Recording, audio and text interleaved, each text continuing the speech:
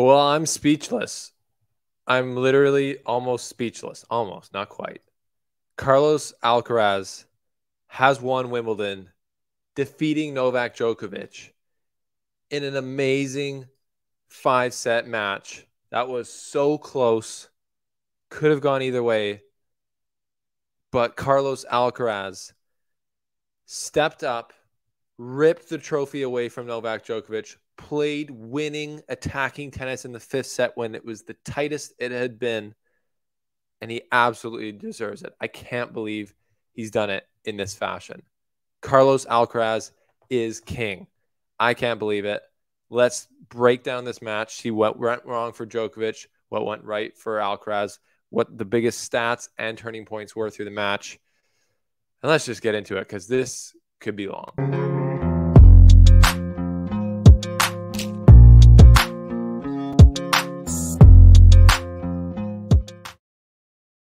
Well, oh my.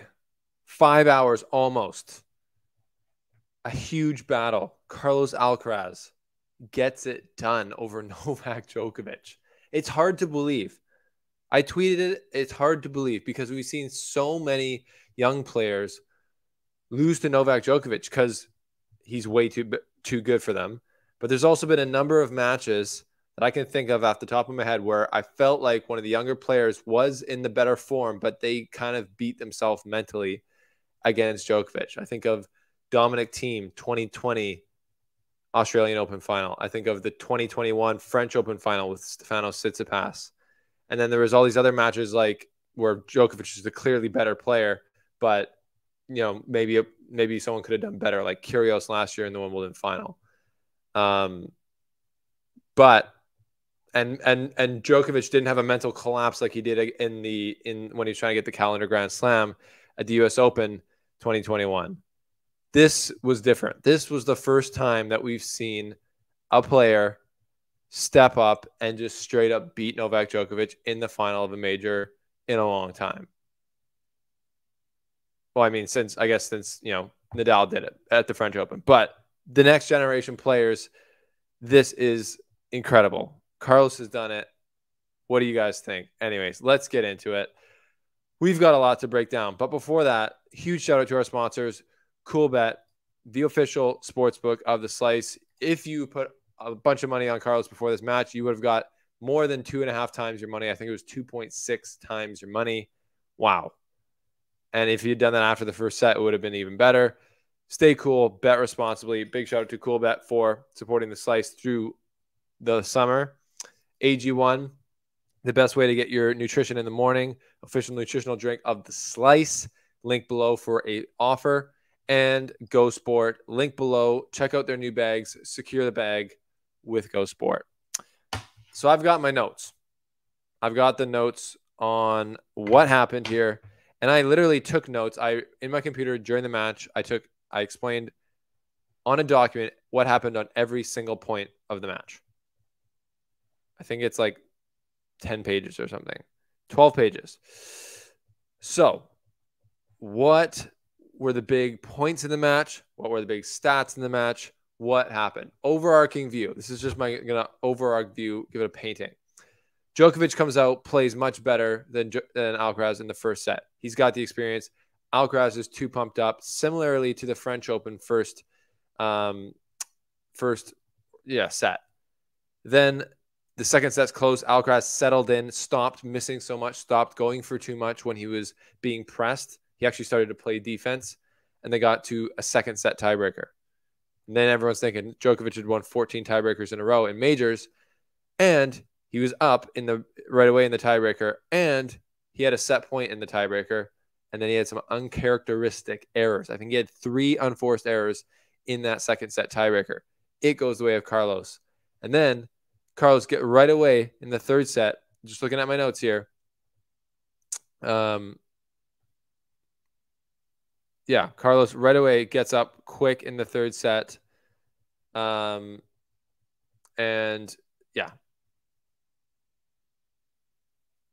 Gets on top of Djokovic, who kind of goes away, and his serve stopped working for him, and Alcaraz's serve started working for him.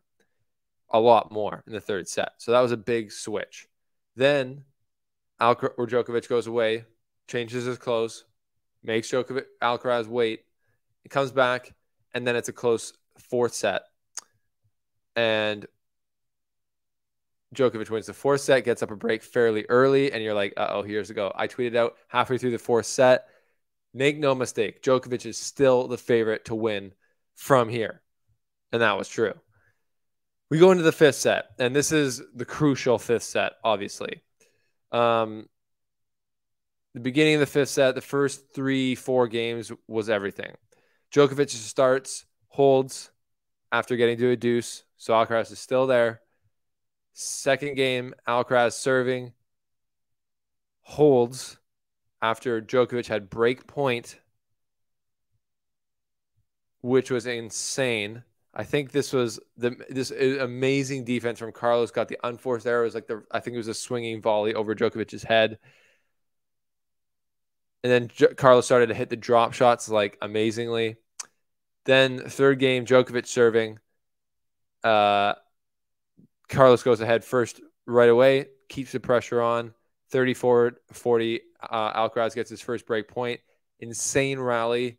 Novak slips, then has to come forward. Alcaraz passes him down the line, and then Novak Djokovic smashes. I mean, absolutely gives his racket the business on the net post, as you can see, if you missed that. And that was the big turning point in the match for me. There could have been others, and there's a few more that come later on in the fifth set. But I remember when Djokovic beat Federer at Wimbledon 2019 in the final, which Djokovic weirdly mentioned in the speech here, which is kind of weird, but funny, but understandable. He said, he admitted he probably shouldn't have won that match. Like all you clowns who say that, no, call Federer 40-15. It's like, even Djokovic knows he got away with one there, and he's saying, the luck, or not the luck, but he said, I probably, maybe it was my time to lose one here. But in that match, Djokovic said he promised to himself to not mentally lose it against Federer because he knows it's frustrating. Because Federer can win more points easily on a serve than Alcaraz can. But Djokovic lost it here. He lost his frustration here, big time. And he hurt his wrist. So the next game, literally the next game after that smash, Alcaraz noticed that 15 first serve unreturned to Djokovic's forehand. Second point, first serve unreturned to Djokovic's forehand. Third point, first serve unreturned to Djokovic's forehand. Fourth, ace up the tee to the forehand. 4 serves in a row to the forehand of Djokovic. And honestly, I was like, holy smokes, are we going to see an injury here? Are we going to see like something crazy happen? But I'm super glad that that Djokovic was able to continue. So and then the fifth set, the big part of the fifth set was that Djokovic has been here so many times before in a major final. He has all the experience. Like I talked about, when I gave my prediction that Djokovic would win, I thought it would be in 5 sets, I think, 4-4, and the experience would come through. Djokovic had all the experience. And in this match, there have been times where Alcaraz was missing, going way too much. And there were times where Djokovic stepped up and played more aggressive, played power through the court, and really moved Alcaraz, like in the fourth set. Then at the end, during this fifth set, and especially during the end of it, Alcaraz stayed aggressive, played winning tennis. I think he had 15 winners. I'll show you right now. He had 18 winners, 5 unforced errors in the fifth set. So he played his best tennis in the fifth set. Djokovic had 3 winners, 3 unforced errors. He basically just said, I'm not going to beat myself. You're going to have to do it. And Alcaraz did it. And that's the craziest thing, because even serving this out, and Federer couldn't do it in 2019. It's so hard to do that because Djokovic doesn't give up. And Alcaraz, I watched him closely, obviously, in the changeover as he was up a break, and then he was going to serve it out. He just looked like he wasn't looking ahead. He didn't look frozen. He was drinking his water bottle. He was moving around. He just looked normal. And then he comes out, goes for the drop shot, misses, little bit nervy right on the third ball of the point. And then what does he do? Drop shot on the next point. It brings Djokovic in, who barely gets to it, and then lobs him with a perfect lob. And then I said to my wife, who's watching with me, that's not a high risk play for Carlos Alcaraz. That's what he does, which is insane, because you're thinking, if you see a guy do 2 drop shots in the first game, 2 points of the game he's serving at Wimbledon, you're going, this guy's getting tight. No, this is just Alcaraz. This is the way he does it. Djokovic couldn't even believe it. I think on the second one, he's like, what? Gets up to it, gets lobs. Alcaraz, so that's the one winner in the final game. 30-15, volley winner from Alcaraz. Has the insane reach for it, chops it. Many other players wouldn't have got to that. If you even think back to the 2019 final, where Federer came in on not a great forehand pass or forehand approach, and then Djokovic passed him, almost Carlos would have got to that. Federer at 38 years old, not getting to that anytime soon. So that's the second winner of the third set, or the last game in the match. Djokovic forehand winner on a short ball inside out. And then unreturned first serve to the Novak Djokovic backhand. Huge serve from Alcaraz to set up championship point. And then Alcaraz with another big body serve, pounces on the short ball, pounds it cross court forehand, his favorite shot. And Djokovic didn't anticipate. He was leaning a little bit left. He wasn't sure. He slipped a little bit when he went to move and just couldn't get there, and puts it into the net. And that's it. So the overarching theme there of that fifth set, and especially the end of it, is how aggressive and how well and confident and clutch Alcaraz played to win the match. He had to win the match. Djokovic did not lose it. And it's just incredible to see. Because even guys, Federer, Nadal, everyone gets tight. Everyone gets tight. But Carlos Alcaraz did not in the fifth set in the biggest moment. And that's just why he is absolutely special. He's absolutely cut from a different cloth than all the other young players that we've seen so far. Zverev, Tsitsipas, team. I don't want no shade on those guys, but Alcaraz has done something that none of them have done. Medvedev has beat Djokovic in a final, but Djokovic beat himself in that final as much as Medvedev beat him. So this was different. Okay, let's take a look at stat, but let's go through the sets, just looking at the stats. I think that's super interesting, and it really tells the story. So here's the match summary. The biggest stat for me, the turning point stat, is the first serve points won. Can you guys see that? First serve points won for Carlos, 70%. First serve points won. Djokovic only 62%. Only 2 aces for Djokovic. So I don't think Djokovic served his best today, but I do think Carlos returned incredibly well, which is one of the big keys for me before the match, was Alcaraz returning. But also, Alcaraz's winning that percentage of serves was huge. 66 winners, 45 unforced errors. I mean, what else do you have to say? Receiving point won. So he won the receiving and serving battle. Their net points were exactly equal, 60%. Djokovic came forward 65 times, a lot. They both broke each other 5 times. So, yeah, just incredible. First set, though, look at this. 62% first serve won for Alcaraz, 79 for Djokovic. He won every single stat category, basically. And, yeah, he just totally outplayed Carlos. Pretty clear what happened there. Second set, this is where it changes. First serves in, go way up. So first set is the same. Actually, first serves for Djokovic go down. First serve points won for Alcaraz go way up, 72%. And on his second serve, he really started to get more confidence and pace into his shots. Break points won. Djokovic won 1 out of his 1, and Alcaraz had 3 chances, only won 1. But 17 winners, 14 unforced errors. So just big from Alcaraz. And then they go into the tiebreak. And again, the tiebreak, I'll pull it up on my notes here because we got time. You guys aren't going anywhere. You guys have nowhere else to be.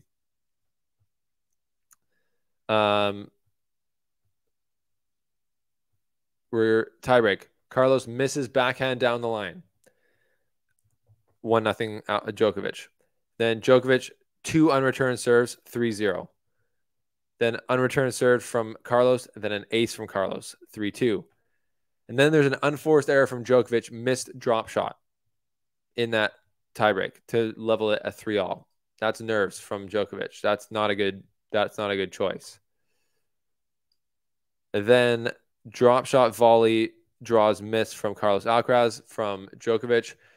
Then Carlos Alcaraz forehand winner on the third ball after a second serve kick out wide, big kick. Then a drop shot winner from Carlos after a big forehand setup to go up 5-4. Then a missed volley from Alcaraz after forcing the issue on a backhand approach. Backhand pass winner from Djokovic to set up set point. And then there's a backhand unforced error from Djokovic to go 6-all. And then there's a backhand unforced error from Djokovic to give Alcaraz set point. And then Alcaraz with an incredible return backhand pass down the line to just snatch that set away from Djokovic. That was a big, big, big turning point. We already went over that, but we just have to go over it again. So that was the second set. The third set, Alcaraz gets on top and starts ground and pounding. No aces, but 63% serves in, won way more percent. This is the big thing. Djokovic's serve absolutely went away. He only won 42% of his first serve, 50% of his second serve, and Alcaraz was winning more on his second serve than he was on his first. He was coming to the net. He won 4 of his 6 points. He broke Djokovic 3 times.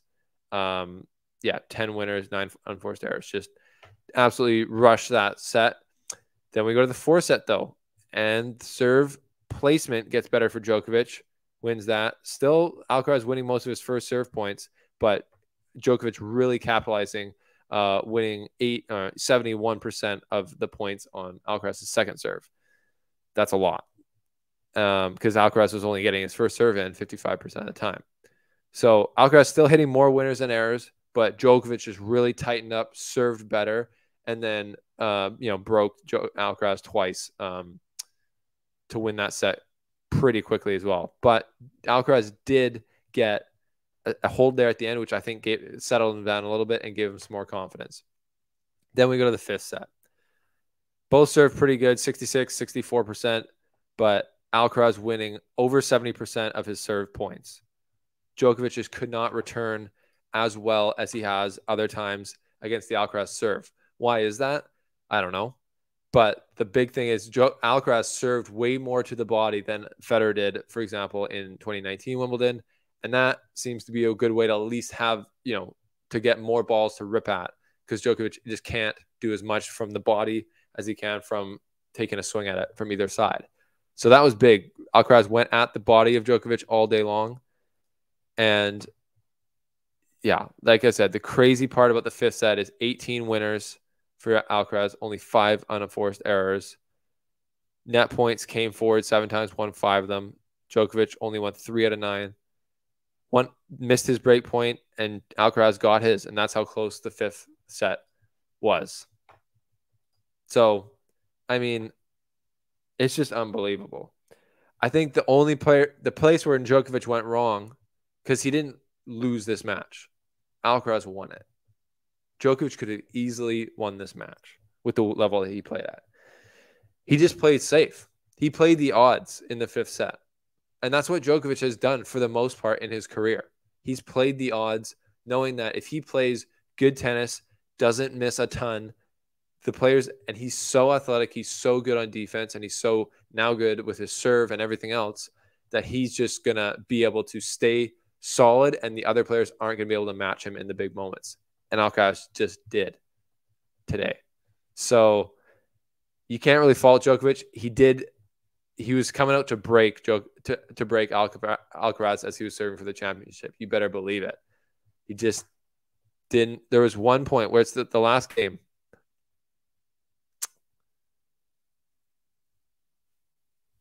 Yeah, no, Djokovic again in the last game thing, missed backhand drop shot. That's an unforced error from Alcaraz. Then there's a winner from Carlos. Then there's a winner from Carlos. Then there's a winner from Djokovic. Then there's a unreturned first serve from Carlos.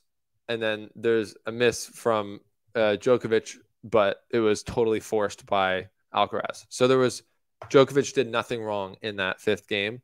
Alcaraz just came out and took it.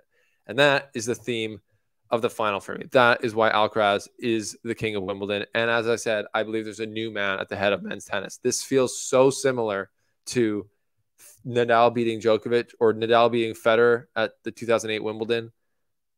You know, unfortunately, Djokovic and Alcaraz aren't going to play for the next 10 years. At least, you know, you never know. I was saying to my wife, the only way that I can tell that Djokovic is getting older is from there's a few silver gray hairs popping out there of that Serbian scalp. Other than that, though, he's so flexible, so athletic. But Alcaraz is younger, is faster out there now, and is more explosive. And that showed today in the match, I think. And age is not just a number. The younger, more explosive player won today, and that was painful for Novak Djokovic. That was definitely painful. Super interesting. I do have to roast a few people. Some of the Djokovic faithful absolutely disrespecting Carlos after my video that saying, could Carlos win Wimbledon? People said some crazy things. If Novak successfully navigates the first week of Wimbledon, no one can prevent him from chewing the grass once again to achieve a record-equaling triumph. Michael, tough one. Alcaraz cannot win Wimbledon or the U.S. Open. He can win Toronto or Cincinnati, and likely only if the greatest of all time decides on taking a mini vacation. It's kind of getting beyond words just what a tennis genius Novak continues to be. From David Murray. You were wrong, sir. Alcaraz can win Wimbledon. Scooby, 1961. I don't think the lumberjack can beat Djokovic this year at Wimbledon. I don't know why he's a lumberjack. He's a Spanish lumberjack. But right now, he's a Spanish champion of Wimbledon. He's already got shutted out by Rafael Nadal himself. And yeah, again, I just can't believe how Alcaraz played through that match, the strength he showed to actually beat and rip it away from Djokovic. And that makes things super, super interesting. Alcaraz is clearly now the best player outside of Djokovic on tour. Those two guys are right at the top. Medvedev's third, and everyone else is after that. But the U.S. Open is going to be super interesting, and we will see how revenge fuels Novak Djokovic after losing in the final of Wimbledon. We'll see how he reacts. We'll see. There's a big question. Where's his motivation going to be after if he gets won again? 24 slams, 25 at the U.S. Open. That would have been the big thing for the calendar slam, obviously. If he had done that, where's his motivation? After 25 slams, the calendar Grand Slam, pretty clearly the GOAT with stats. Where's his motivation? I think he just got a whole big new dose of motivation from young Carlitos Alcaraz, and that's pretty crazy. Again, done in the most insane way. Just historic moment for Carlos Alcaraz, Bamos, as he says. And yeah, couldn't be happier for the kid. What a match. What a final. It's what we hoped for. So I hope you enjoyed it. Thanks for being here. Shout out to our sponsors throughout Wimbledon. Shout out to you guys. If you haven't yet subscribed, it's scientifically proven to make your tennis game better and helps our channel. Really appreciate you guys. I can't wait to see you after a short hiatus as we get into the American hardcourt swing where I might be in Toronto. So if you're going to be in Toronto, let me know, and I'll see you guys there. I'll see you next time here on the show. Thanks for being here. We'll see ya.